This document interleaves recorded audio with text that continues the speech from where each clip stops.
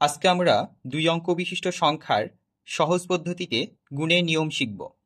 আমরা খেয়াল রাখব যে দুই অঙ্ক বিশিষ্ট কোনো সংখ্যার যদি ডান দিকের অঙ্ক এক হয়, যেমন এখানে 51 এবং 31, এই দুই অঙ্ক বিশিষ্ট সংখ্যারই ডান দিকের অঙ্ক এক।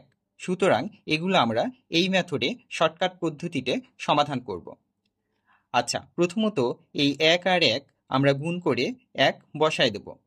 তারপরে 5 আর 3 যোগ করব। যোগ করলে কত হচ্ছে? 8। এর পরের স্টেপ হচ্ছে এই 5 আর 3 গুণ করব। গুণ করলে কত হচ্ছে? 15। তাহলে এটাই হচ্ছে আমাদের কাঙ্ক্ষিত আনসার। অনুরূপভাবে 41 এবং 21 তোমরা দেখতে পাচ্ছ এই দুইটা সংখ্যারও ডান দিকের অঙ্ক 1। তাহলে আমরা কি করব? এই 1 আর 1 গুণ করে 1 বসিয়ে দিব।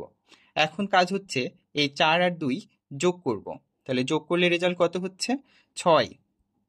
এখন আমাদের কাজ হচ্ছে এই 4 আর 2 দুইটা অঙ্ক গুণ করে ফেলবো। তাহলে গুণ করলে কত হচ্ছে? 8। তাহলে এটাই হচ্ছে আমাদের রেজাল্ট। অনুরূপভাবে 71 এবং 61 এই দুইটা অঙ্ক গুণ করলে একই পদ্ধতিতে শর্টকাট মেথডে রেজাল্ট কত হবে তা তোমরা কমেন্ট করে জানাও।